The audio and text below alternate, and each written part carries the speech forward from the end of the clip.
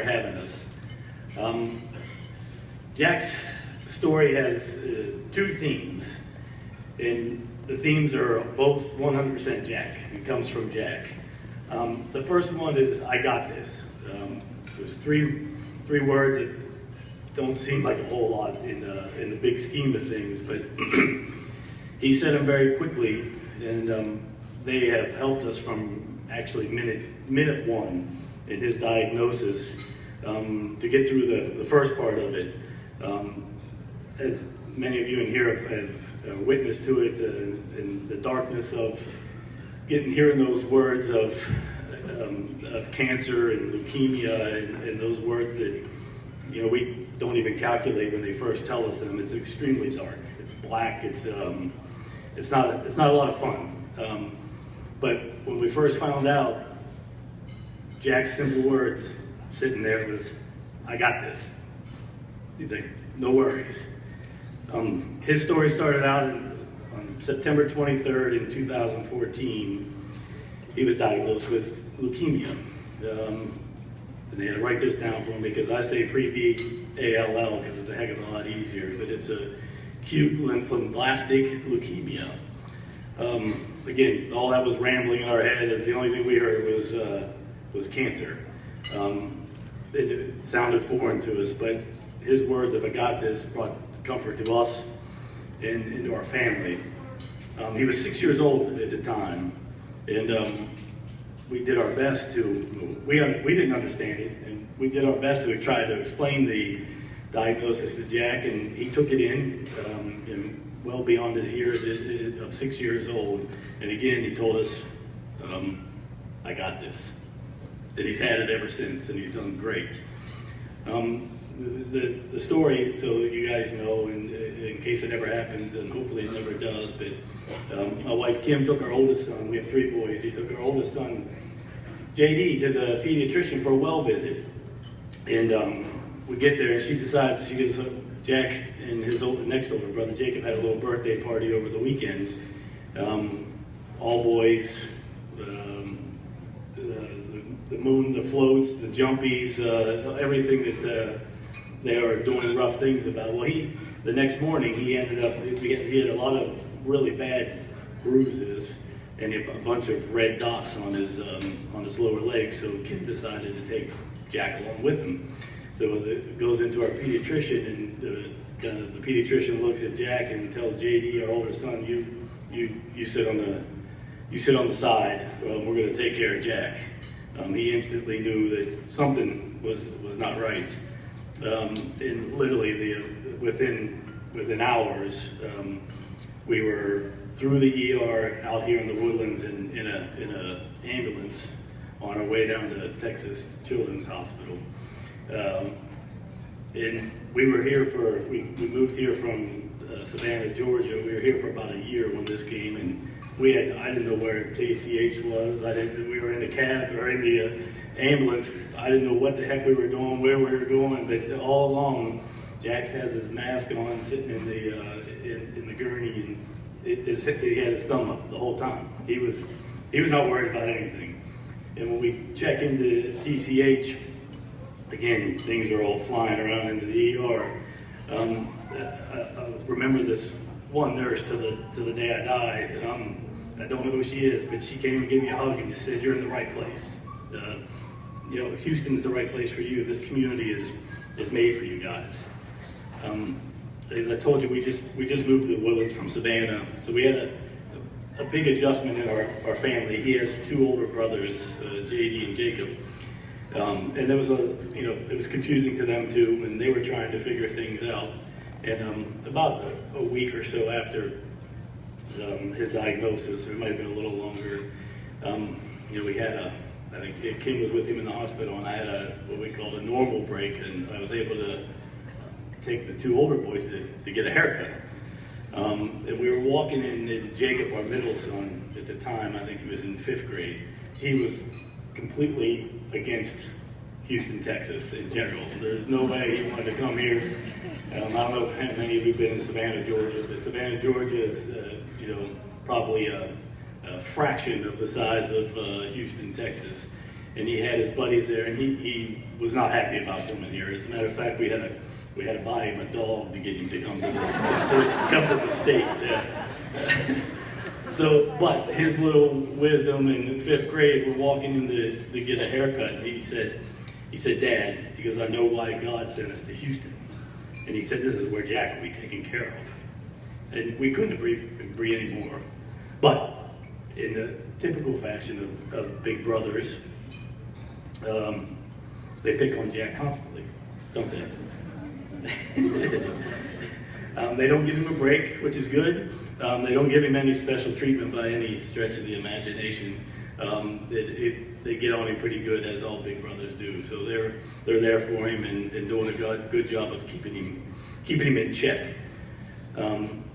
Earlier this summer, the two older boys went to a camp in Covecrest in Tiger, Georgia, and they went along with a good friend of ours from Father Preston. If any of you know him, he's a great young new priest out in this area, and they were getting ready to get on the bus, and of course Jack was not going, and Father Preston calls him Jack Attack, and he said, hey, Jack Attack. He said, what are you going to do without your big brothers? And Jack said, have fun. That's it. Man, a few words, but very inspirational. Just to give a little more history of when LLS, the society was funded, the survival rate for Jack's type of leukemia was 3%. And today, from the things that you've heard and the things that this society has done, that rate is over 90%. So it's huge thing.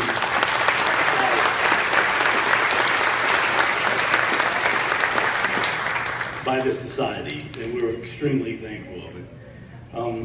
A lot of the, again, as a lot of you have been through this, a lot of the treatment and the chemotherapy and all the fun things that come around with it are not so great, but this community and this society in this Houston, Texas area is nothing but love and support for Jack and for us as a family. On this society, 1 month after Jack, he was diagnosed in September 2013, a bunch of his friends and our family buddies started the first Light the Night walk for Jack, and they called it Jack's Pack. And that was their first, Jack's first Light the Night, and he was in the hospital, so we didn't get to participate, but our two sons did, older sons did, and a bunch of family and friends. So that's where it started for us with this society. At the same time, in our town we just moved from, Savannah, Georgia, good family friends of ours started P4J. It was a 5th grader in Savannah, Georgia, came up with P4J, which means he doesn't want any speaking engagements. He's made everyone he's met today has made it emphatically clear that he is not speaking. Says, hi, I'm Jack, I'm not speaking. P4J, which you'll see on our shirts and buttons, and a little bit of everywhere, stands for Pray for Jack. Another simple little slogan that a 5th grader came up with, and it ended up being on, you'll see, hopefully you'll see it in different places, but it was in Savannah, Georgia, it was in the Woodlands, Texas, and a bunch of Pee-wee and middle school sports uniforms throughout the years. I graduated from the Merchant Marine Academy up in New York, and my roommate from there, his son happened to be at Kings Point, and he had them professionally made P4J stickers and had them put on the college's lacrosse teams' helmets, so they wore them all over the country while playing lacrosse. So it was a good saying. It catches on, and it's to the point, and in Jack's theme, it's to the point and simple. But not that he is simple, but it's easy to figure out why people wrap their arms around our little Jack. Is truly a superhero. The second theme, after I got this from Jack in our story, is that if you asked anyone, his classmates, teachers, friends, neighbors, doctors, nurses, Texas Children's Hospital family, to describe Jack in one word, it would be a unanimous love. He has love for everything and for everyone. He has so much love in his heart. He's contagious. His actions speak volumes. In this obviously difficult chapter in his life, in our life, he has made doable. And actually, I tell the people when they think I'm nuts, he's made it easy, just by his love and his actions. When people ask how he's doing, again, they think they're crazy when I tell them it's been 3 years. Next month will be 3 years since his diagnosis, and I can count on one hand how many times Jack has complained. It's not in his DNA. And if you guys remember, he said, "I got this" in minute 1, and he hasn't stopped since that. We're completely honored and thankful that you've chosen Jack to be one of the heroes for the LL Society, and we believe that you couldn't have picked a better person to be a hero or a spokesperson by actions. Obviously not a spokesperson by words. Just this past weekend, we were getting in the car, and he goes, "Hey, are we going to stop doing the Light the Night walk after my cancer's gone?" And we were like, and he goes, "I don't want to." And I said, "No, we don't have to." He goes, "Good." So he goes, "We can help others and do this forever." And I said, "We can do this forever." So that's what we're here to do. There's a couple sayings that exemplify Jack and his journey and how he is.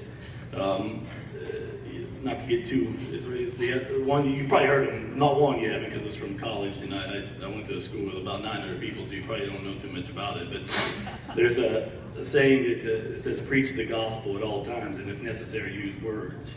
And the second one was from my alma mater, Kings Point.